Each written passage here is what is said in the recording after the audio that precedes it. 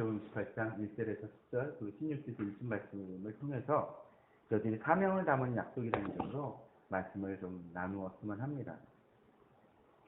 좀 엉뚱한 이야기일지 모르지만 저는 그런 질문을 한번 이 아침에도 들어보고 싶습니다. 어떤 거냐면 교회는 왜 오시냐라는 거예요. 주일날 아침에 어떤 때는 졸린 눈을 뜨고 비비면서 옵니다. 좀 더 잤으면 하는 그런 시간 속에서 와서 예배를 왜 드리고 계십니까? 제가 아는 어떤 지인도 일주일 동안 정말 정신없이 바쁩니다.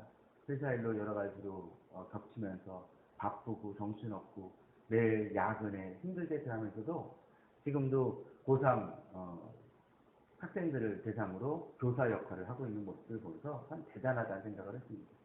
근데 그가 왜 그렇게 예배를 드리러 갈까?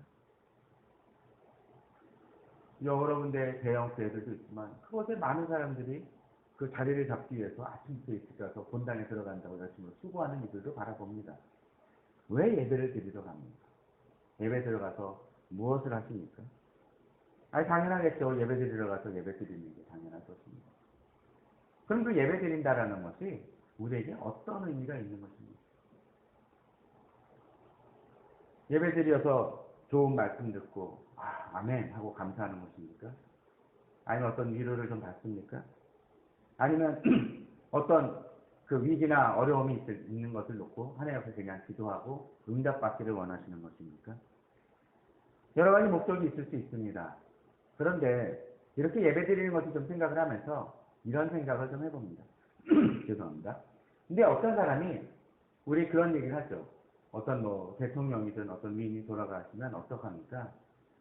추도식이라는 걸 기념 저거를 하면서 1년에 한 번씩 그분이 돌아가실 때 모여서 뭘 합니다.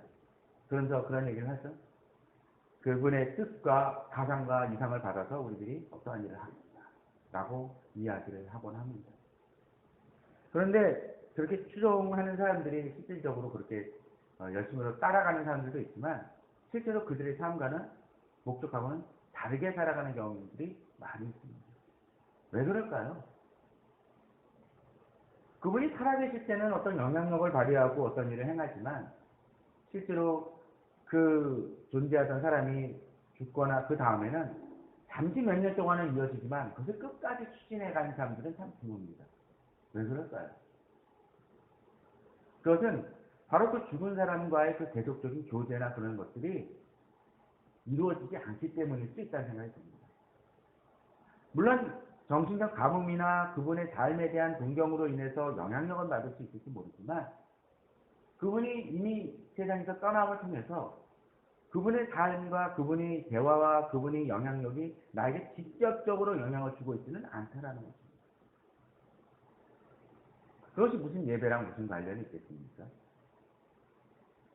그런데 저는 이것이 지금 우리 신앙인들의 예배드리는 모습이 아닐까라는 생각을 좀 해봅니다.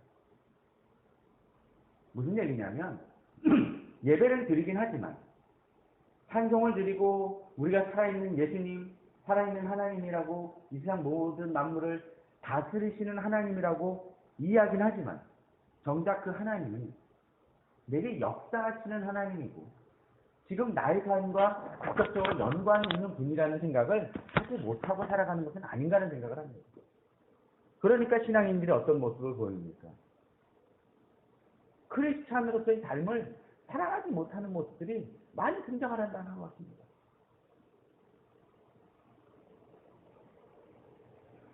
그렇다면 우리들은 어떤 삶을 살아야 될까요? 어떻게 예배를 드려야 될까요? 오늘 본문에 등장하는 이 마태복음 28장 1절에서 10절 말씀과 16절, 20절을 통해서 특별히 이 여인들과 또 제자들의 모습을 통해서 우리들의 모습을 좀 살펴보았으면 합니다. 오늘 본문을 보게 되면 이 여인들의 모습이 등장을 하죠. 이 여인들은 어떻습니까? 안식일이 다 지나고 안식 후 첫날이 되려는 새벽에 막달라 마리아와 다른 마리아가 무덤을 보려고 갔더니라고 되어 있습니다. 이들은 어떤 여인들입니까? 예수님이 죽은 이후에도 어떻게 했나요? 예수님을 무덤을 보기 위해서 다가갑니다. 3일이 지났는데 그것을 다가가죠. 이미 죽어버린 예수님에 대한 사랑이 있는 자였습니다. 요새는 대단한 것 같아요. 죽은 다음에는 확 달라지는 사람들 많죠.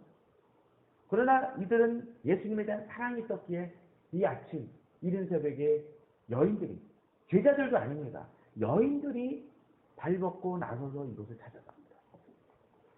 그럼 이들의 사랑이 혹시 그런 겁니까? 우리나라에도 그런 경우 있었죠. 뭐 인기 없던 대통령이 갑자기 돌아가시고 난 다음에 얼마 전에 김영삼 대통령도 그랬죠. 그 업적을 다시 돌아봅니다. 그러나 그렇다고 해서 그것이 끊임없이 이어질까요? 아닐 것입니다. 그런 이유는 무엇입니까? 갑자기 돌아가시니까 그 의미에 대해서 다시 생각해 볼 뿐이에요. 사실은 그 이상을 넘어서기 쉽지 않습니다. 이들의 마음도 그랬을까요? 아닙니다. 이 여인들은 어떠했나요?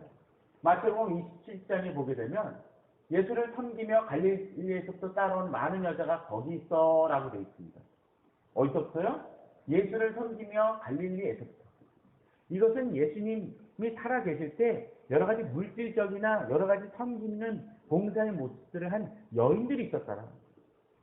우리 종종 예수님을 대접했던 어떤 식사를 대접했던 몇몇 사람들, 또 예수님을 쫓았던 제자들, 뭐 12제자만이 아니라 70명의 제자들만 생각하는데 그들만이 아니라 오히려 제자들보다도 더 열심으로 예수님을 섬겼던 사람들이 있습니다. 특별히 여인들이 그런 겁니다. 종종 그런 얘기를 하죠.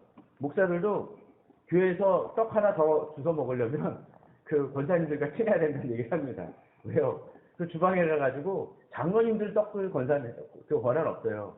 권사님들이나 집사님들이 주방 맡으신 분들이 뭐라도 음식을 내주더라도 더 내주는 거죠. 식당 가서도 그런 얘기 많이 하지 않습니까? 서빙하는 분들이 아니라 오히려 주방에 그 주방장하고 친해져야 된다는 얘기도 합니다. 농담이지만 이 여인들은 실질적으로 예수님을 섬겼던 여인들입니다. 여러 가지로 돕고 나섰던 여인들입니다. 그런데 이 여인들의 대단한 게 또 여기 있습니다. 자, 그 중에는 막달라 마리아와 또 야고보와 요셉 어머니 마리아와 또 세베대 아들들의 어머니도 있었어요. 아까 그 나왔던 여자들도 있죠. 그런데 이 여인들은 예수님의 십자가 바로 그 밑에서까지도 예수님이 돌아가시는 그 순간까지도 챙겼던 여인들입니다. 대단하지 않습니까? 제자들은 어떻게 했다고요? 다 도망갔었습니다. 그런데 어쩌면 자기들이 위협을 받을 수도 있고 그런 상황 속에서 이 여인들은 십자가 밑에서 예수님의 죽으심에 안타까워하고 슬펐던 여인이었고 또 예수님이 십자가를 지고 골고다 산으로 올라갔었을 때 쫓았던 여인들입니다. 쫓아갔던 여인들. 아무도 이 여인들은 자기들의 힘이 있었다면 어땠을까요? 예수님의 십자가를 대신이라도 짊어지고 싶었던 마음이 있었던 여인입니다. 그런데 이 여인들의 사랑은 어떠했습니까? 여기서 멈추지 않고 바로 예수님이 돌아가시고 난 다음에도 이어지고 있는 모습들이 있습니다. 오히려 제자들은 누군가에게 붙잡힐까봐 몰래 숨어 있었던 그 상황 속에서 이 여인들은 드러내놓고 예수님을 쫓아가는 장면이 등장합니다. 또 이 여인들이 예수님께 갔던 이유가 뭡니까? 예수님의 시신에 그 모양이라도 바르고 제대로 좀 더 염이라도 해야 될까요? 아마도 이제 안식일이 다가오니까 급하게 아마 해서 그 제대로 그 시신 처리를 못했었던 그것을 생각해서 좀 더 제대로 하고 싶은 마음으로 다가갑니다. 사랑이라는 건 바로 그런 것 같아요. 여러분들은 어떻게 사랑하십니까? 사랑은 입으로만의 사랑이 아닙니다. 사랑은 헌신입니다. 사랑은 섬기는 것이고 자기 것을 희생하는 것입니다. 이 시대 교회는 바로 그런 모습들이 좀 결여되어 있는 듯한 모습이 있습니다. 예전에 그 사랑은 어떠했습니까? 교회를 위한 사랑을 성도들을 보게 되면 그 요쪽 인사동 쪽에도 나가보면은 그 장식이 정말 마음에 들더라고요. 걔네는 어떻게 하나요? 집으로 해가지고 줄레줄레 해가지고 10개씩 묶어 집으로 만든 그런 게 있지 않습니까? 옛날에는 판으로 했었지만 요새는 판으로 하지만 그런 계산을 갖고 옵니다. 아마도 목사님이 교회에서 그걸 받았을 때 어땠을까? 따스함이 느껴지는 그런 게. 또 김치라도 담그면은 그것을 갖고 옵니다. 물론 요새도 그런 분들이 종종 있더라고요. 저도 그런 경험을 한 받은 분들도 있습니다. 이 여인들에겐 그러한 사랑이 있었습니다. 그런데 그렇게 사랑을 했지만 이 여인이 사랑함에 있어서 이 장애는 있었습니다. 그것은 무엇이었습니까? 오늘 본문을 보게 되면 뭐라고 되어 있나요? 발속에 파는 자기 새 무덤에 넣어두고 큰 돌을 굴려 무덤 문에 놓고 가니 거기 막달라 마리아와 다른 마리아가 무덤을 향하여 앉았더라 되어 있습니다. 무덤을 향하여 앉았다라는 얘기는 무엇입니까? 아마도 무덤에 놓여있는 돌로 인해서 그 여인들이 더 가까이 수 없음을 깨달은 것이라는 거죠. 갈 수 없다라는 것을 생각했다라는 거예요. 또 더더군다나 한 가지, 이 여인들에게 있어서 예수님은 어떤 예수님입니까? 돌아가신 예수님입니다. 살아있는 예수님이 아니라는 것이죠. 그죠? 돌아가신 예수님은 어떻습니까? 그 예수님에 대한 연민과 사랑은 있을지 모르지만 그 예수님은 나한테 영향력을 줄 수 없는 분입니다. 안타까움 속에서 행해지는 의식과 사랑일 뿐이죠. 그런데 이 예수님께 다가가는 데 있어서 이 여인들에게는 장애물이 있었습니다. 큰 돌을 들려 무덤에 놓고 가니라고 하면서 그 27장 60절에 등장을 하는데, 이게 안식일이 지나고 안식이 손해를 이 여인이 가면서 이제 이 여인들이 무덤을 보려면 갔었을 때 뭐가 가로막혀요? 큰 돌이, 그것도 자기 손으로 움직일 수 없는 돌이 가로막혀 있을 것이라는 근심을 하고 나아갑니다. 특별히 그래서 다른 성경 속에서는 그렇게 얘기를 하죠. 누가 우리를 위하여 그 돌을 굴려줄 것인가 라는 고민을 얘기합니다. 그들에게 예수님은 사랑하고 사랑하였던 대상이고 그들의 목숨이라도 버릴 만큼 정말로 간절히 사랑했던 분이었지만 이제 그 예수님은 돌 뒤에 숨겨지고 돌 뒤에 놓여진 그냥 시체에 지나지 않는다는 것입니다. 그 예수님은 예전에는 죽은 사람을 낫게 하고 병든 사람을 고치고 또 어떻게 합니까? 그 오병이어의 기적을 행하셨던 놀라운 분이시지만 이제 그 예수님은 무덤 속에 갇혀서 돌 하나도 움직일 수 없는 나약하고 아무 힘없고 그저 그냥 놓여진 존재에 지나지 않습니다. 그들에겐 그러했습니다. 그러게 그들은 그 앞에서 슬퍼합니다.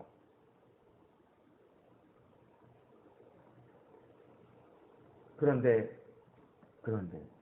그 앞에 갔더니 큰 지진이 나며 주신 하늘로부터 내려와 돌을 굴려내고 그 위에 앉았다라는 장면이 등장합니다. 그들은 어떻게 돼요? 그들의 손으로는 그들의 힘으로는 어쩌면 한 사람 정도의 힘으로는 움직일 수 없었던 돌이 굴려내려져 놓여져 있다라는 것이죠. 그들에게 놓여졌던 장애물이 제거되어짐을 보게 됩니다. 저는 여기서 한 가지 우리의 예배가 그런 모습은 아닐까라는 생각을 해봅니다. 지금 이제 돌은 굴려져 있지만 처음 여인들에게 있어서 이 돌은 어떤 존재입니까? 예수님과의 관계를, 비록 죽은 예수님이지만 그분과의 관계를 가로막는 돌입니다. 그리고 그 뒤에 놓여진 예수님을 그저 슬퍼하며 사랑할 뿐입니다. 그 예수님은 자신들에게 조금 더 영향력을 줄 수 없습니다. 심지어는 예수님 앞에 놓여진 그 돌마저도 움직일 수 없는 이제는 죽은 예수님. 혹시나 우리가 예배드리면서 그런 모습으로 살아가고 있지는 않습니까?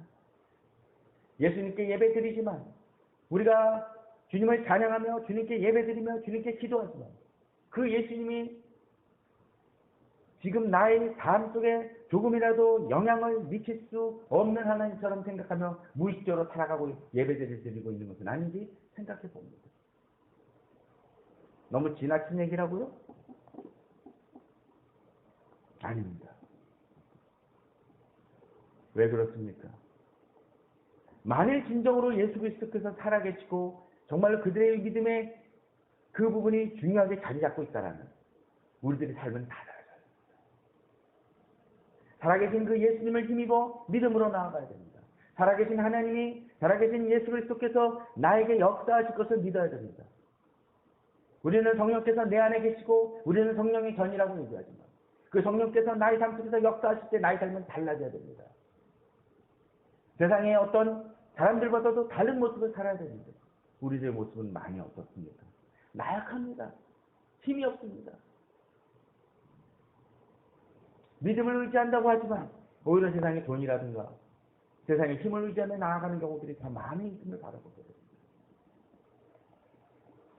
저는 이 시대에 교회가 많이 바뀌어지고 변혁되어져야 된다고 생각을 하지만, 그래 변혁하는 방법들이 참 많은 사람들이 좀 잘못됐다는 생각도 많이 했습니다. 뭡니까? 내 힘으로 바꾸려고 한다라는 거예요. 진정으로 이 시대 사람들은 교회를 바꿈에 있어서도 기도힘보다는 내 힘과 권력과 법을 중시하는 경우가 많이 있습니다. 그러다 보니까 피 터지게 자기 힘으로 싸우려고 하죠. 예수님 대신 싸우려고 합니다. 그들 자신에게는 여러 가지 모양의 돌로서 그들의 앞을 가로막는 것들이 있습니다. 그러나 우리가 리서렉션이라는 이 교제를 통해서 계속적으로 공부해 나가면서 예수님은 돌아가신 예수님, 죽으신 예수님, 2000년 전의 예수님이 아니라 어떤 예수님? 부활하신 예수님이랍니다. 부활하신 예수님은 어떻습니까? 그 앞에 가로막았던 그 돌이 더 이상 문제되지 않는 그 예수님이라는 것입니다.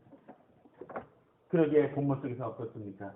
큰 지진이 나며 주의 천사가 하늘로부터 내려와 돌을 굴려내고 그 위에 앉았는 데라고 되어 있습니다. 앞서 여인들에게 있어서 돌은 어떤 존재입니까? 가로막힌 돌이고 움직일 수 없는 돌이었습니다. 그런데 지금 이들에게 있어서 돌은 어떤 모양입니까? 천사의 주저앉은, 천사가 그냥 걸쳐앉은 의자가 되어버린 돌에 지나지 않습니다. 가로막혔던 장애물이 아니라 이제는 그저 앉아 쉴 수 있는 그런 쉼터가 되어버린 그런 돌이 되어버렸습니다. 특별히 앉았다는 건 무엇입니까? 정복했다는 것입니다. 그 밑이라는 것이죠. 죽음은 바로 예수 그리스도께 바로 그런 존재였습니다. 주님 앞에 무릎 꿇린 것입니다. 더 이상 존재할 것이라, 더 이상 그에게 영향력을 발휘할 수 없는 것이 되어져 버렸다는 것이죠. 우리에게 바로 그 믿음이 있어야 됩니다. 그러게 예수 그리스도를 믿고 살아계신 예수 그리스도, 부활하신 예수 그리스도를 믿는 성도들은 이 예배 시간에 감격을 누려야 됩니다. 살아계신 예수 그리스도를 믿어야 됩니다. 머릿속에 예수 그리스도님 그냥 추상적으로 생각하는 그런 예수 그리스도가 아니라 바로 내게 역사하시는 살아계신 예수님을 만나야 되고, 하나님께서 말씀하시는 그 음성의 살아 움직임을 느껴야 되고, 그 찬양이 더욱더 주님 앞에 상달되어진다는 것을 믿어야 된다는 것이죠. 그래서 가끔 기도에 대해서 그렇게 얘기하지 않습니다. 너희가 구할 것을 믿으라는 얘기를, 감사함으로 아뢰라는 얘기하죠. 구할 것을 감사함으로 아뢰다는 얘기는 뭡니까? 이미 응답되어진다는 것을 믿는다는 거예요. 그러니까 감사하죠. 아직 응답됐다는 증거가 나오지도 않았는데 이것이 믿음이라는 것이죠. 그러게 성도들은 승리를 확신하며 이 예배 현장에 나와야 됩니다. 재미있는 것은 이들이 안식일 새벽에 도착했다는 거 아닙니까? 안식일 다음날 새벽이죠. 그럼 그 얘기는 뭡니까? 지금 이후로 따지면 바로 그것이 주일입니다. 여인들은 예수 그리스도의 무덤 앞에서 절망을 가지고 낙심과 근심 속에 나왔지만 이제 그들은 희망으로 바뀌어지는 놀라운 경험을 합니다. 이것이 믿는 자의 모습일 것입니다. 근데 저는 여기서 한 걸음 더 나아가길 바랍니다. 자, 천사가 여자들에게 말하기를 너희는 무수하지 말라. 십자가에 못 박힌 예수를 너희가 찾는 줄을 내가 아노라. 다시 이야기하지만 그들이 찾았던 예수님은 어떤 예수님이요? 십자가에 못 박히신 예수, 죽으신 예수였습니다. 그러나 그가 여기 시장서가 말씀하신 대로 살아나셨다라고 들었습니다. 그렇습니다. 예배 장소는 중요합니다. 그죠? 예배 드리는 것은 중요합니다. 그러나 예수님은 여기에만 머무시는 예수님이 아니라는 것을 여기서 보여줍니다. 그것은 무슨 얘기입니까? 우리가 예배 드리는 장소가 여기에 국한되어진 것이 아니라 바로 이 영역을 넘어서 나아간다는 것입니다. 그러기에 우리 그리스도인은 어떻습니까? 믿음으로 내가 살고 있는 현장과 그 사회 속에서 그 예수 그리스도를, 하나님을 예배하는 자로서의 모습으로서 믿고 의지하며 나아가는 자로서 바뀌어지는 삶을 살아요. 종종 성도들은 그렇습니다. 교회를 마치 병원처럼 봅니다. 일주일 동안 쥐어 터지다가 와가지고 그저 치료받는 모습으로 나아갑니다. 그리고 또 어떡합니까? 일주일 동안 또 쥐어 터질 힘을 얻고 가는 정도죠. 아닙니다. 믿는 이들은 바로 예수 그리스도께서 나의 모든 현장에서 살아계신 믿고 나아갑니다. 바로 살아계신 예수 그리스도를 의지하기 때문이라는 거죠. 자, 그런데 여기서 한 가지, 또 하나, 한 가지 중요한 부분들이 있습니다. 어떤 것입니까? 이제 여인들에게, 그래, 니들이 이제 살아계신 예수 그리스도를 만났어. 그리고 뒤에 가면 예수님이 실제로 나타나시는 장면이 등장하죠. 그것을 기뻐하는 것으로 그치는 것이 아니라는 것입니다. 무엇입니까? 본문 속에서 재미난 구절이 등장합니다. 또 빨리 가라고 돼 있죠. 감격의 그 순간에서 머물지 말고 제자들에게 이르되 그가 죽은 자 가운데 살아나셨고 너희보다 먼저 갈릴리로 가시나니라고 되어 있습니다. 자, 첫 번째 뭡니까? 죽은 자 가운데 살아나셨다는 소식을 제자들에게 전하라는 것이죠. 맞습니다. 그리스도인들은 그런 존재입니다.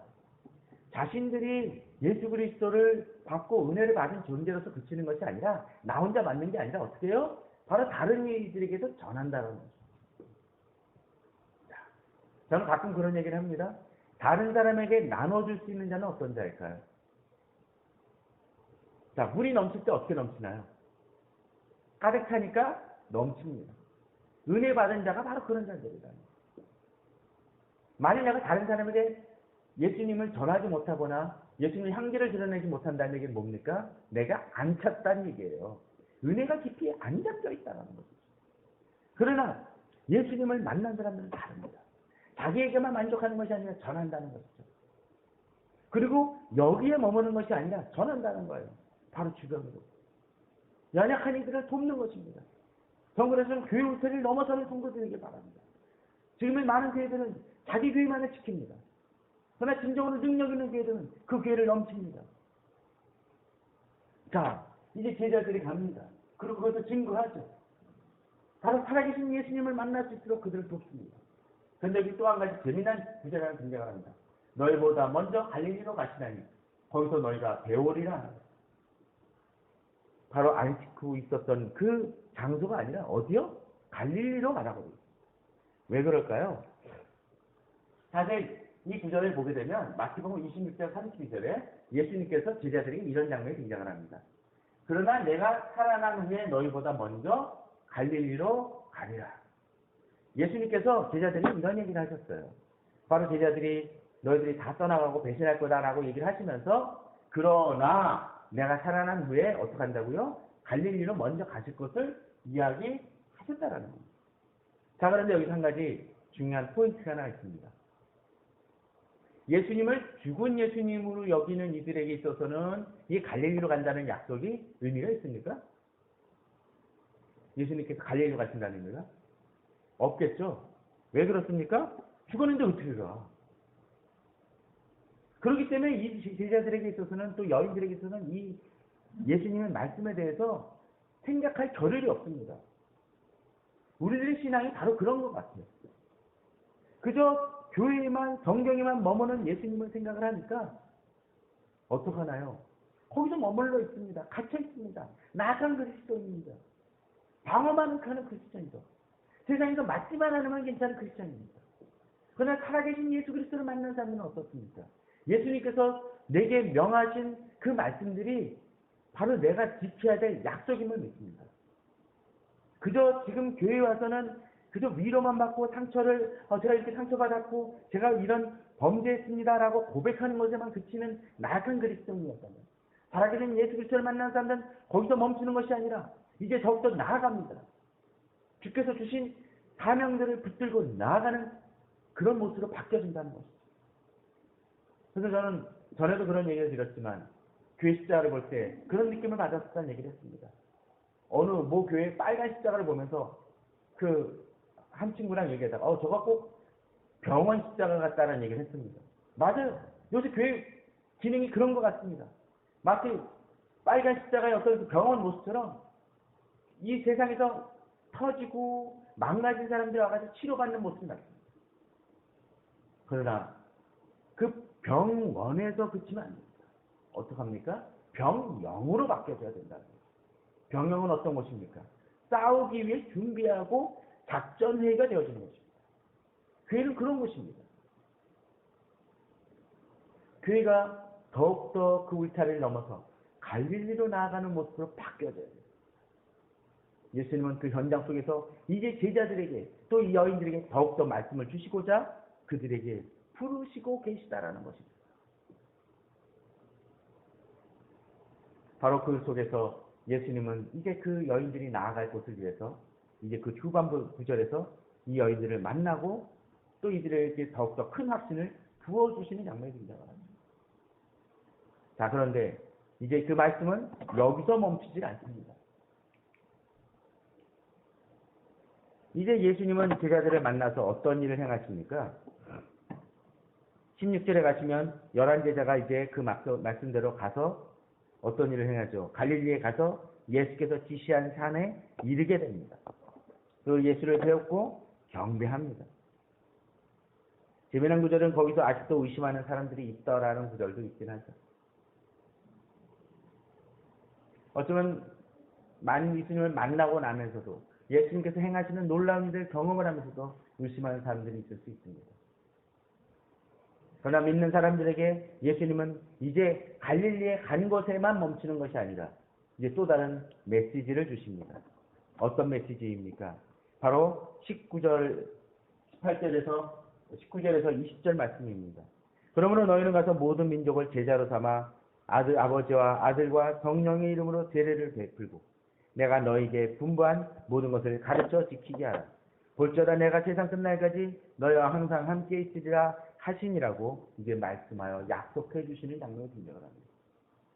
그렇습니다.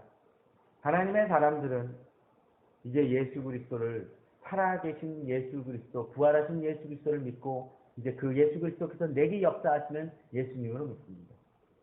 그저 예배 시간에 감사와 기쁨을 누리는 정도가 아니라 이제 그 받은 그 말씀을 붙잡고 사명을 붙잡고 현장 속으로 뛰어들어갑니다. 세상 속으로 뛰어들어가는 것이죠. 갈릴리로 나아가며 갈릴리에서 더 나아가기를 원합니다. 예수님께서는 이들에게 뭐라고 얘기합니까? 그저 죽으신 예수님을 만나러 왔던 그들 넘어서 이제 그들에게 사명을 주십니다. 뭐라고 하시나요? 모든 민족을 제자로 삼아 아버지 아들과 성령의 이름으로 세례를 베풀고 내가 너에게 분부한 모든 것을 가르쳐 지키게 하라고 얘기하십니다. 진정한 예수 그리스도의 제자들은 자기에게만 멈추는 것이 아니라 다른 사람을 변화시킵니다. 크리스찬이 연약하면 바로 거기 있습니다. 자기 자신만 지키려고 한다는 것이죠. 그러나 예수 그리스도의 제자들은 이제 다른 사람들에게 영향을 줍니다. 아버지 아들과 성령의 이름으로 세례를 베풀라는 얘기는 무엇입니까? 그들에게 예수 그리스도를 알게 하라는 것입니다. 전하라는 것이죠. 또 전하는 것으로 그칩니까? 20절은 뭐라고 되어 있나요? 내가 너에게 분부한 모든 것을 가르쳐 지키게 하라. 이것은 어떤 얘기입니까? 자라나게 하라는 것입니다. 훈련되어지게 한다는 것입니다. 20대 그리스도인들은 지적으로는 많이 지식을 가진 사람들이 있을지 모르지만 정작 주 안에서 훈련되어지고 성숙된 모습으로 자라나는 모습들을 보이는 사람들을 참 드물게 보는 것 같습니다. 진정으로 자라난 사람들은 어떻습니까? 다른 사람을 변화시키는 사람들입니다. 우리가 성인이 되어졌다는 것은 어떤 것을 얘기하나요? 우리 나이 자녀들이 성인이 되었다는 건 보통 어떻게 얘기를 하나요? 그저 아직도 엄마가 밥 떠먹을 때 너 밥 먹어라 얘기를 한다든지 또 화장실에 가서 진짜로 그 용돈을 처리해 준다면 그거는 성인이 아니죠. 성인은 뭡니까? 자기가 자기 것을 알아서 하는 것만이 아니라 자기 밥벌이를 하고 또 결혼을 하고 아기를 낳는 거고 그렇게 하면서 점점 성숙되어져 가정을 이뤄가는 성숙된 모습을 보이게 됩니다. 영적인 측면도 마찬가지입니다. 영적으로 성숙되었다는 것은 무엇입니까? 물론 성경을 여러 번 읽고 기도를 몇 시간 하는 것도 참 중요합니다. 그건 기본인 것이죠. 그러나 그런 사람들이 정작으로 자기 문제조차도 제대로 처리를 못하고 주변에 어떤 사람들, 연약한 이들이 있는데 돕지 못한다라면 또 복음이 필요한 이들에게 전하지 못한다라면 이 사람은 어떤 사람입니까? 영적인 어린아기일 수밖에 없습니다. 또 세상에 힘들고 어려운 일들이 있는데 세상의 어두운 부분들이 이제 그것을 밝힐 수 있는 작업을 하지 못한다라면 뭡니까? 이거 영적으로 어린아이 있습니다. 최근에 드라마에서 뭐 한동안 인기를 끌었던 드라마가 있어서 송곳이라는 드라마가 있었고, 그 드라마에서 뭐라 그러나요? 송곳 같은 사람이 있어서 어떻게 해요? 뚫고 나온다는 얘기를 합니다. 전 이것이 크리스찬에게 적용되어진다고 생각합니다. 세상은 이렇게 평평해 보이고 그냥 죄악된 모습 살아가는 것 같아요. 그런데 어떡합니까? 그리스도인이 송곳처럼 툭 튀어나올 때 세상들은 거기에 주목하게 됩니다. 그 주목을 이룰 수 있는 것이 어떤 힘이요? 내 의지? 아닙니다. 어떤 거요? 바로 살아계신 예수 그리스도를 믿고 그 힘을 얻는 사람들을 통해서 이루어지는 일이죠. 전 말씀을 좀 맺었으면 합니다. 우리들은 여인들처럼 무덤 앞으로 나오는 주일 아침 예배를 드리러 오는 이들일지 모릅니다. 어쩌면 우리가 예배 드리면서 그저 오늘 말씀 좋았어. 찬양 받으니까, 찬양 부르니까 내가 아팠던 부분들이 위로받아.